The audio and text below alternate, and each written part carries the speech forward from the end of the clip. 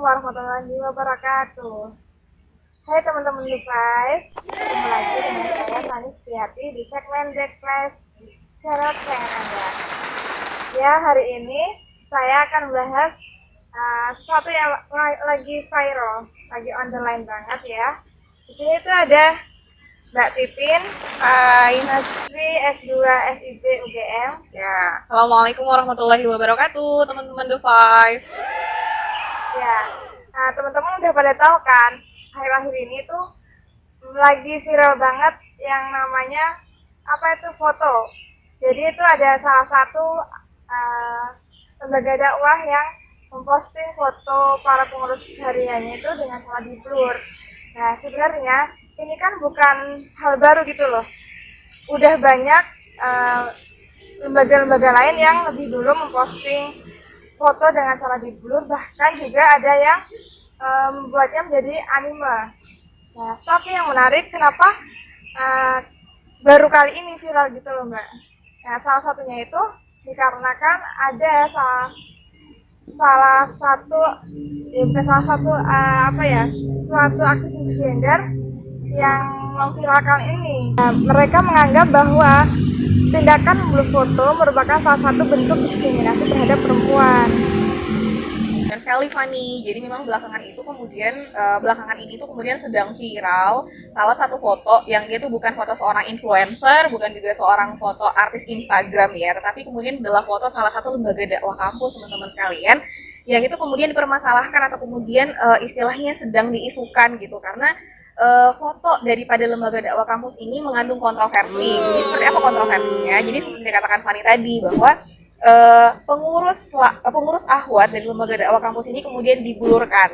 Sementara pengurus yang ikhwannya atau laki-laki itu tidak diblurkan gitu. Nah, para aktivis gender itu memandang ini adalah sebuah bentuk diskriminasi terhadap kaum perempuan gitu. Dan bisa jadi mungkin adalah salah satu langkah untuk menuju kepada diskriminasi yang lebih besar lagi bisa jadi gitu. Nah, maka mereka benar mempermasalahkan terkait dengan foto ini seperti itu.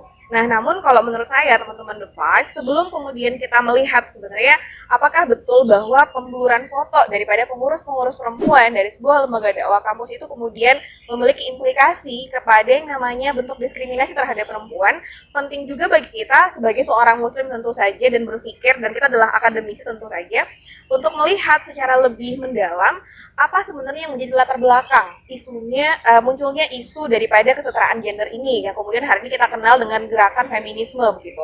Nah, kalau misalnya kita melihat ke belakang atau melihat kepada sejarah daripada aktivitas kesetaraan gender ini teman-teman sekalian, memang sebenarnya justru aktivitas-aktivitas seperti ini tuh kemudian tidak muncul di dalam sistem Islam, tetapi kemudian dia muncul dari Barat gitu.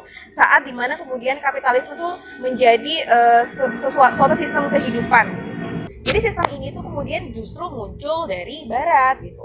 Perempuan-perempuan di Barat, mereka dalam sejarah itu kemudian kita bisa membaca bagaimana mereka mengalami yang namanya ketidaksetaraan, mereka mengalami marginalisasi, bahkan lebih parahnya lagi teman-teman The Five sekalian, mereka kemudian hanya dianggap sebagai objek pemuas mohon maaf seksual laki-laki misalnya. Tentu ini adalah sebuah kedudukan yang kita pun sebenarnya sepakat, bukan kedudukan yang kemudian mulia bagi seorang wanita begitu. Sampai saya pernah juga mendengar bahwa sampai pernah ada sebuah konferensi untuk kemudian menentukan benarkah perempuan itu makhluk atau bukan gitu, manusia atau bukan, sampai seperti itu begitu. Nah, memang diskriminasi sebenarnya terjadi di Barat, itu sesuatu yang kemudian tidak bisa kita pungkiri atau sangkali gitu. Nah, maka kemudian muncullah aktivitas-aktivitas atau kemudian para perempuan mulai berpikir untuk melakukan aksi-aksi, untuk melakukan gerakan-gerakan dalam rangka untuk membela hak-hak mereka agar kemudian mereka tidak menjadi objek penjajahan daripada sebuah sistem yang mereka rasa sebagai sistem yang sangat maskulin gitu.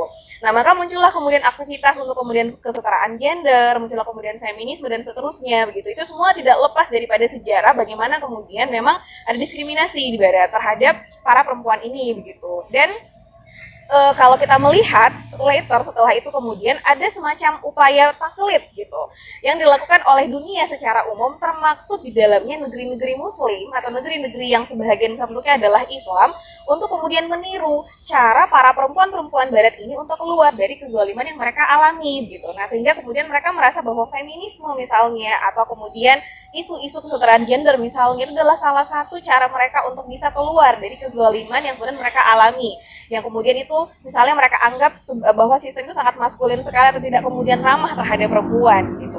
Nah maka kemudian mereka sangat concern dengan isu-isu yang dia itu kemudian berhubungan dengan diskriminasi terhadap perempuan, dan bahkan termasuk di dalamnya terkait dengan perkara foto yang sempat dibahas oleh teman kita Fani tadi, teman-teman The Five, bahwa jangan-jangan kemudian mereka curiga, jangan-jangan kemudian bentuk daripada pengaburan foto ini itu sebenarnya adalah salah satu bentuk daripada diskriminasi terhadap perempuan. Mengapa para perempuan atau pengurus perempuan ini misalnya tidak dijelaskan fotonya sebagaimana laki-laki? Kenapa harus dikaburkan misalnya? Atau kenapa harus diganti dengan anime misalnya? Padahal wajah mereka bukan anime misalnya, seperti itu ya teman-teman. Nah, mereka menganggap ini ada sebuah ketidaksetaraan gitu. Nah, tapi teman-teman, saya menginginkan saya mengajak teman-teman semua kemudian mencoba untuk berpikir secara rasional ya Fani ya, bahwa kalau misalnya kita mencoba untuk menghubungkan apakah ada hubungan antara pemburuan foto dengan kemudian didengar tidaknya misalnya pendapat perempuan, atau misalnya adakah hubungan antara foto yang dipajang dalam bentuk pengaburan tadi misalnya dengan didengarkan atau tidaknya pendapat para pengurus-pengurus perempuan ini? Tentu tidak sama sekali. Artinya tidak kemudian adil menurut saya ketika kita menggunakan dalih foto yang diblurkan sebagai dalih bahwa mereka sebenarnya tidak didengar. Jadi mereka punya alasan yang lain. Itu sebenarnya justru tidak ada hubungannya dengan dengar atau tidaknya suara mereka misalnya, atau diskriminasinya mereka ataukah tidak misalnya. Maka saya pribadi melihat sebenarnya pertama yang harus kita ingat bahwa isu-isu kesetaraan gender itu tidak ada daripada Islam, tidak ada daripada era Islam atau kemudian sejarah Islam ketika kemudian dia ada di tengah-tengah kita misalnya, tetapi kemudian justru dari barat. Maka kita harus ingat itu, Islam itu adalah salah satu kemudian sistem yang justru sangat memuliakan wanita sehingga tanpa harus melakukan aksi dan pemogokan misalnya, they get their right, mereka mendapatkan hak-hak mereka, tidak seperti barat gitu. Nah, dan yang kedua, tidak ada hubungan kemudian antara pemburuan foto dengan diskriminasi gitu, karena ketika kemudian pun mereka misalnya dibuburkan fotonya dalam yang perlu kita tahu adalah aktivitas keseharian mereka, bisa jadi sebenarnya mereka sama saja kedudukannya sebagai pengurus laki-laki kah atau perempuan kah, sama saja, sama-sama kemudian memiliki hak untuk memberikan misalnya kontribusi-kontribusi positif bagi berkembangnya lembaga dakwah kampus tersebut gitu. Sehingga hanya karena pemburuan foto saya pikir tidak begitu mempengaruhi secara signifikan. Artinya itu it doesn't mean itu adalah sebuah bentuk diskriminasi gitu. Dan berhati-hati juga menggunakan isu gender ini sehingga kemudian tidak ada daripada Islam. Seperti itu ya Mbak. Menarik sekali ya teman-teman. Nah, tapi yang ingin saya utarakan adalah bahwa dari isu tersebut nggak hanya kaum feminis aja yang muncul, tapi juga banyak yang mengatakan bahwa tindakan ini merupakan bentuk dari konservatisme kampus. Artinya bahwa orang-orang yang melakukan hal tersebut, yaitu posting foto dengan cara di-blur, merupakan orang-orang yang konservatif dan itu dianggap sebagai bibit-bibit radikalisme. Oke, jadi teman-teman The Five, ada beberapa kemudian ya anggaplah netizen mungkin ya yang berkomentar seperti itu, bahwa pemburuan foto tadi itu adalah kemudian salah satu bentuk daripada konservatisme kampus. Saya pikir orang-orang yang kemudian menyatakan ini perlu juga untuk menjelaskan sebenarnya apa yang mereka maksud dengan konservatisme tadi gitu. Mengingat kemudian sebenarnya aktivitas memfoto atau kemudian mengambil gambar daripada para pengurus tadi itu adalah kemudian salah satu bentuk aktivitas yang saya rasa tidak konservatif. Dan bahkan kalau misalnya kita berbicara terkait dengan efek pembluran ya yang diberikan pada foto tersebut, kan sebenarnya adalah salah satu bentuk daripada kemajuan teknologi dalam bidang foto misalnya.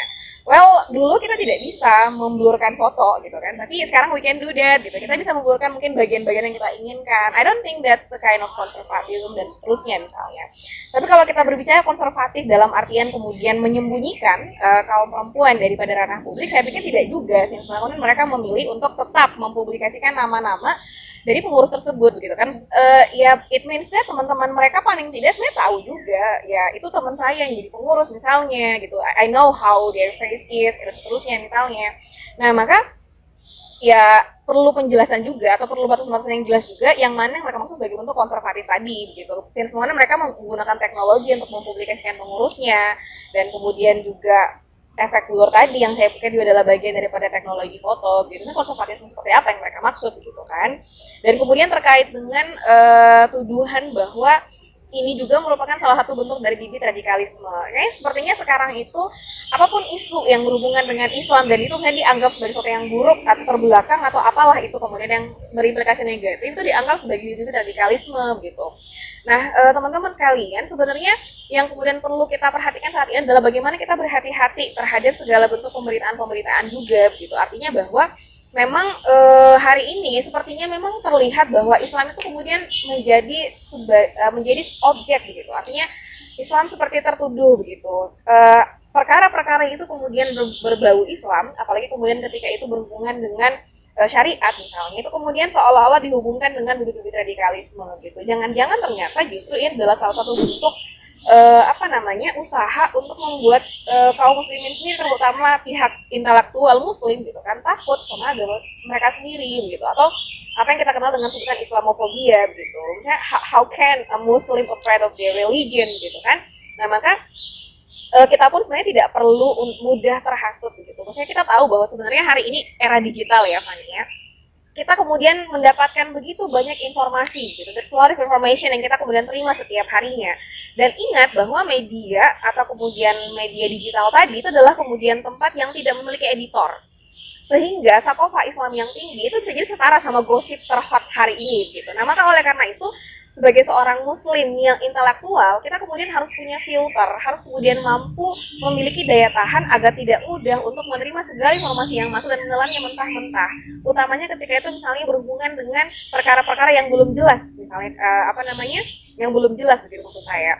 Termasuk misalnya tuduhan-tuduhan radikal dan seterusnya, maksudnya perlu kita detail lagi gitu. Jangan-jangan sebenarnya justru isu radikalisme ini adalah salah satu bentuk untuk atau upaya untuk kemudian mengaburkan Islam atau kemudian untuk membuat kita takut sama Islam gitu. Tidakkah kita pernah bertanya sebaliknya misalnya seperti itu kan? Malah kemudian justru termakan sama opini-opini, wah ini calon-calon radikalisme gitu. Fani kamu pakai kerudung, kamu kayak gitu. Ya kan belum tentu ya teman-teman sekalian. Terlebih lagi misalnya sudahkah kita kemudian menjadi seseorang yang betul-betul menjadikan Islam sebagai standar, sebagai filter kita dan seterusnya. Nah maka saya pikir ini penting juga untuk dipertimbangkan sebelum tuduhan tadi kita alamatkan misalnya kepada para pengurus-pengurus yang kemudian itu dibuatkan fotonya sebagai bibit-bibit radikal dan seterusnya seperti itu. Nah, kalau sebenarnya itu hukum foto itu sendiri gimana Mbak? Maksudnya kita mengupload foto ke medsos gitu. Oke. Ya, since hari ini adalah revolusi industri 4.0 ya, probably sulit bagi kita untuk kemudian tidak menggunakan teknologi tadi, misalnya dalam hal misalnya menggunakan media sosial atau kemudian memposting foto dan seterusnya gitu. Sebenarnya di dalam Islam sendiri ada perbedaan pendapat terkait dengan memposting foto ini gitu. Nah, jadi ada yang kemudian berpendapat bahwa boleh saja atau mubah hukumnya untuk memposting foto, utamanya kita berbicara terkait memposting foto wanita ya gitu. Nah, namun tetap memperhatikan koridor-koridor tertentu, misalnya tidak ada istilah di dalamnya, kemudian juga tidak menampakkan aurat misalnya. Tetapi ada juga yang kemudian berpendapat bahwa tidak boleh sama sekali. Nah, jadi ini adalah perkara yang tentu dikembalikan kepada individu-individu muslim masing-masing. Since dia adalah sesuatu yang kemudian sifatnya itu adalah ada istilah di dalamnya atau ada perbedaan pendapat, saya pikir perkara-perkara yang khilafiyah begini itu kemudian dikembalikan kepada masing-masing individu. Ketika mereka misalnya mengambil pendapat bahwa haram hukumnya, oke, fine, silahkan tidak memposting foto misalnya. Mungkin dia hanya memposting foto-foto pemandangan misalnya atau quotes-quotes bermanfaat misalnya, it's fine. Itu adalah kemudian salah satu bentuk daripada pemanfaatan media sosial juga.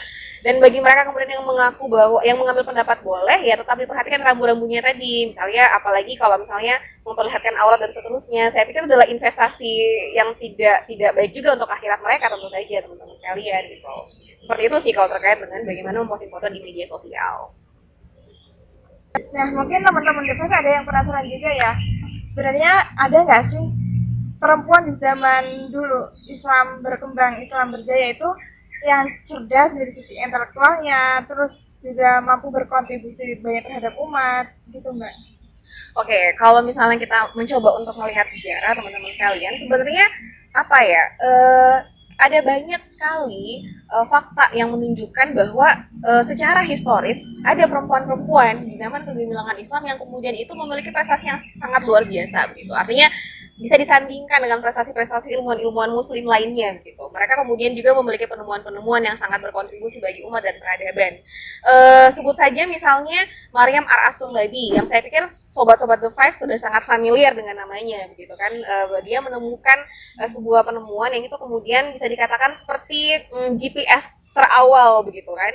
Nah, it's quite awesome tentu saja begitu. Kemudian kita juga tahu ada Sufaita Al-Mahamali begitu. Sufaita Al-Mahamali ini dia disebut-sebut sebagai ahli matematika di zamannya begitu. Nah, jadi sebenarnya kita tidak bisa mengatakan bahwa ketika kemudian seorang muslimah mengikuti tuntunannya sebagai seorang muslimah atau mengikuti aturan-aturan Islam itu kemudian mencegah mereka untuk bisa memiliki karir atau misalnya anggaplah kesuksesan begitu di ranah publik. Sebenarnya mereka tetap bisa untuk mengembangkan intelektualitas mereka, kemudian bakat-bakat mereka dan seterusnya begitu. Selama tidak melanggar koridor-koridor syarat tentu saja begitu. Atau ada lagi namanya Rufaidah binti Sa'ad. Ini lebih luar biasa lagi karena menurut literatur yang saya baca, Rufaidah binti Sa'ad ini dia kemudian bukan hanya menguasai satu bidang ilmu fun, tetapi kemudian lebih dari satu begitu. Dia adalah ahli matematika juga, dia juga terkemuka di bidang teknik, kemudian lagi permesinan. Dia seorang perempuan begitu, ahli di bidang mesin. Saya pikir adalah sesuatu yang luar biasa begitu. Dan kalau misalnya juga kita melihat sebenarnya gini, Islam itu seperti yang saya katakan di awal sekali teman-teman The Five, Islam itu adalah salah satu agama yang sangat memuliakan kedudukan perempuan gitu. Nah maka kita tidak pernah melihat atau tidak pernah membaca ada sejarah perempuan itu menuntut untuk dipenuhi hak-haknya untuk sama seperti kaum laki-laki di dalam sejarah Islam, since memang mereka mendapatkan perkara tersebut gitu. Tidak ada kegelisahan yang mereka rasakan gitu. Nah, salah satu bukti betapa kemudian Islam itu sangat memuliakan wanita adalah bagaimana Rasulullah seorang nabi gitu yang kemudian meminta kita untuk belajar dari ibunda Aisyah radhiyallahu anha gitu kan. Aisyah adalah salah satu perawi hadis yang sangat luar biasa. Dia sangat terkenal dan bahkan hadis-hadis yang disampaikan pun itu menjadi rujukan daripada baik itu laki-laki maupun perempuan. Jadi sebenarnya mereka tidak, kaum laki-laki dan perempuan itu tidak kemudian memperhatikan mereka itu laki-laki ataukah perempuan dan apa yang kemudian harus mereka lakukan untuk kemudian bersaing satu sama lain. Karena kemudian yang diperhatikan adalah bagaimana mereka itu kemudian dengan potensi masing-masing yang mereka miliki bisa meraih ridho Allah Subhanahu wa taala. Jadi itu adalah tujuan tertinggi mereka. Jadi bukan kemudian mengejar karir yang sifatnya duniawi untuk menunjukkan bahwa si A lebih hebat dari si B atau kaum A lebih hebat daripada kaum B. Tidak ada yang seperti itu begitu. Nah, oleh karena itu kemudian maka ayo gitu kita kemudian kembali kepada identitas kita sebagai seorang muslimah gitu. Kita kemudian tidak boleh mudah terpancing dengan kemudian arus-arus yang diatur oleh kaum kafir barat dalam rangka untuk membuat kita semakin jauh daripada fitrah kita sebagai seorang manusia dan sebagai seorang muslimah tentu saja teman-teman. Kayak gitu sih kan. Nah, jadi seperti itu ya teman-teman, masalah sekali, sudah sangat komprehensif penjelasan dari Mbak Titin. Dan itu saya akan mencoba untuk menyimpulkan poin-poin yang sudah dijelaskan oleh Mbak Titin. Pertama, bahwasanya tidak ada diskriminasi perempuan dalam Islam. Justru diskriminasi perempuan itu lahir dari pemikiran Barat. Nah, yang kedua, bahwasanya tidak ada hubungan antara pembuluran foto dengan diskriminasi perempuan. Nah, yang terkait dengan konservatif, nggak usah dipikirin lagi ya teman-teman. Nah, itu terserah mereka, pendapatnya mereka tentang radikal lah, konservatisme lah, itu merupakan upaya untuk menggerus kita dan menjauhkan kita dari agama kita sendiri, gitu. Oke, segitu dulu ya teman-teman. Semoga dari pelajaran tadi bisa menjadi pemantik buat teman-teman agar mempelajari Islam lebih dalam lagi. Amin, insya Allah. Jangan lupa tonton terus video di channel ini dan dukung dengan cara klik like, subscribe, and share Supaya bermanfaat buat teman-teman yang lain juga. Amin. Sampai jumpa. Assalamualaikum warahmatullahi wabarakatuh.